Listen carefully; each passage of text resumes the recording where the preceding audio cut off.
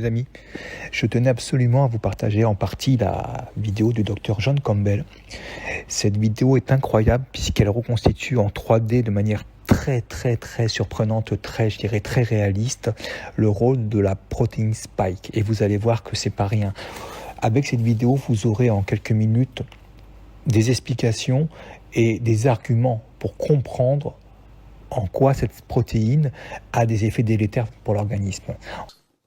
And we can see the spike protein that's expressed from the surface of the virus. This is what allows them to infect human cells. And the spike protein can also be released into the blood from the vaccine. But here, what we're actually seeing in this graphic here is we're seeing the ribosome. This is the mini protein producing factory inside our cells. And here we're seeing it reading this RNA here, but this is the synthetic RNA from the virus. So in a sense, this is producing a synthetic spike protein. But it's being produced, the spike protein is being produced in the cytoplasm of the cell as the ribosome translates the genetic information from this genetic sequence that's been injected and transported via the lipid nanoparticle to produce this spike protein. In a sense, we could call it a synthetic spike protein.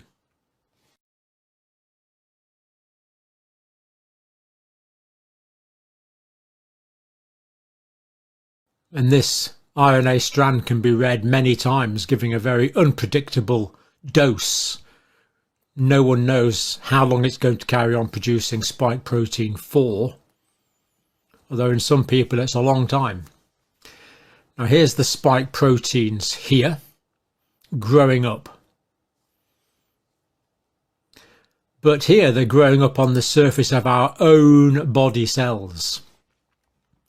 So these look like mushrooms popping up here, but it's not.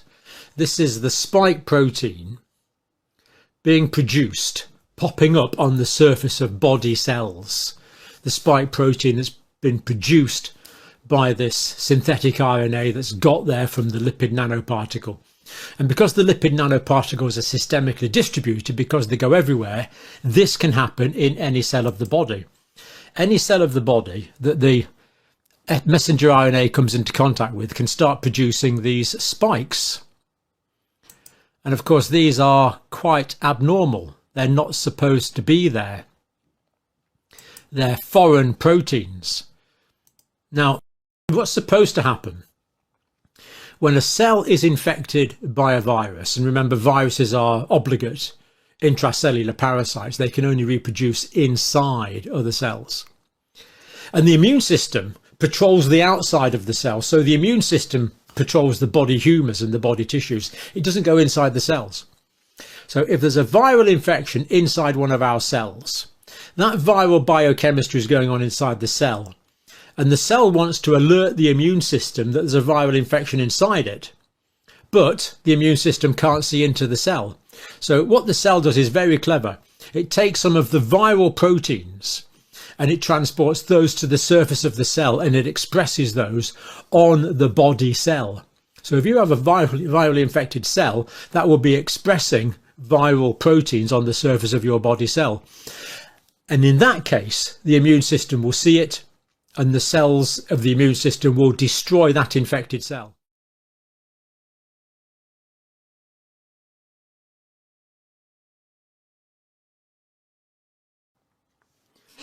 So here we see spike protein in lots of body cells. Spike protein expressed by many body cells in the vascular endothelium lining the blood vessels. And then antibodies are going to stick onto the surface of these spike proteins. And what happens here is these antibodies act as something called opsonins. They label that cell. So the antibodies will get between the spike protein and the immune cells. They'll communicate between those two and the immune cell will then destroy the body cell. And that's exactly what we see happening here.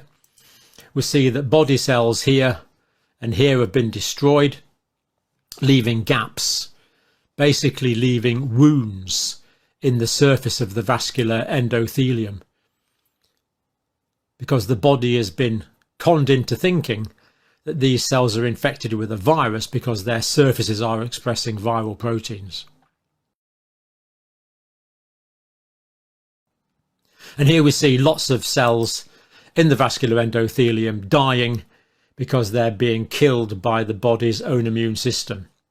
Now, this is bad, and it's bad for several reasons. First of all, well, it's a wound, isn't it? So that's bad. It's an inflammation. But as well as that, this vascular endothelium normally produces anticoagulants that keep the blood liquid, because the blood in circulation is very liquid. It has to be liquid, so it circulates around everywhere. So the damaged surface endothelial cells, these cells here, are no longer producing this anticoagulant for the surface.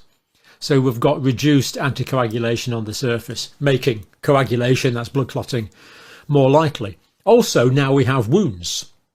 Now, when the platelets in the blood, the thrombocytes, when they come across a wound, like if you've cut your hand, they come across a wound and they think, there's a wound there, we better start clotting together and initiate the coagulation cascade to form a blood clot, otherwise our person is going to bleed to death.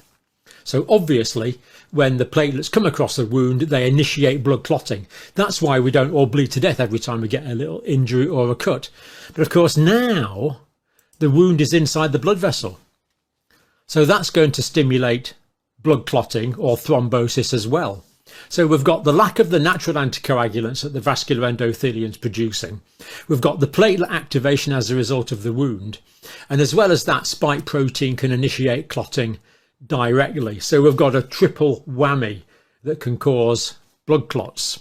So that's not good, because we are essentially wounding the inside of the vascular endothelium by the body's own immune system, as the body's own immune system recognises the spike as being foreign, thinking it's a virally infected cell, and therefore correctly obliterates our own body cells via autoimmune processes.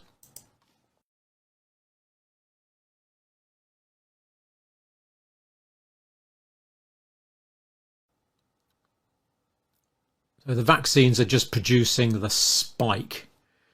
And of course, it's the spike proteins that are the toxic part of the virus. So why the manufacturers chose to produce the most pathogenic part of the virus is rather strange. Why didn't they choose to stimulate the immune system with a more benign part of the virus? It's very strange. I don't understand that one. But anyway, that's what they did. Anyway, let's watch the rest of this excellent graphic from Arki. Links below. Do click on his videos.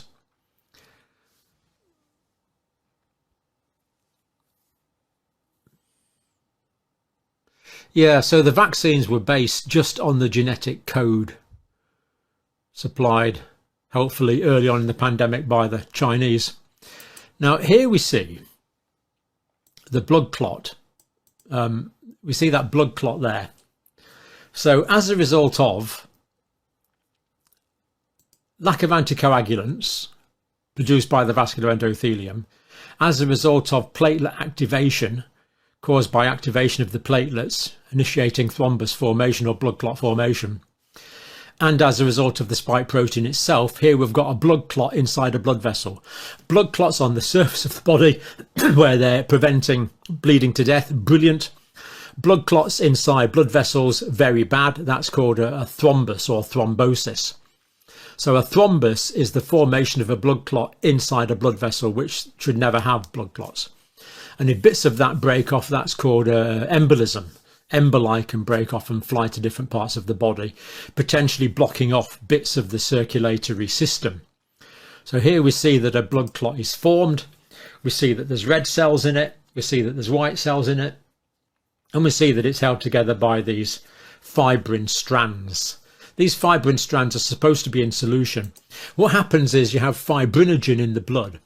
But when the coagulation cascade is triggered, this fibrinogen is converted to fibrin.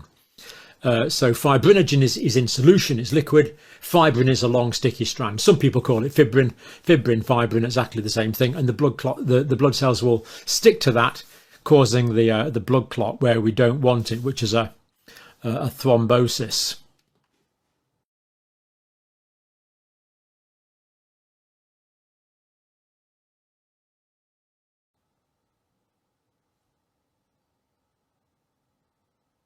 Les lymphocytes voient, donc c'est les gendarmes, voient que la cellule signale un problème, puisqu'il y a ce fameux marqueur spike, et il attaque la cellule. Donc on se retrouve avec des cellules saines qui sont attaquées. Cela produit en effet après un tissu cicatriciel au niveau des vaisseaux. Là, on voit donc, on relie ça, vous savez, au fameux dédimère, hein, c'est-à-dire qu'en effet, il y a de la coagulation, puisqu'il y a un tissu cicatriciel, ça va coaguler, ça va former des microcaillots qui sont donc dosés par la protéine qui est sur les caillots, qui s'appelle, donc on appelle ça un dosage dédimère. Donc c'est pour ça que les dédimères explosent chez les personnes qui sont vax, et sur certaines autres aussi, qui ont été en contact, voilà, trop permanent avec des gens fraîchement vaccinés. Donc voilà, ce qu'on apprend est vraiment important, et ça explique beaucoup de choses, et c'est super bien fait. Donc ça explique aussi les remontées que j'ai de certaines infirmières qui sont donc en milieu hospitalier, qui étaient donc suspendues, qui ont réintégré leur poste, et qui me signalent un nombre impressionnant de gens sous anticoagulants, alors que normalement c'est donné dans certaines conditions. Donc il est possible que les médecins généralistes aient compris qu'il se passait quelque chose et que le sang n'était plus aussi fluide pour plein de personnes, et ces personnes, vous savez qui c'est, hein.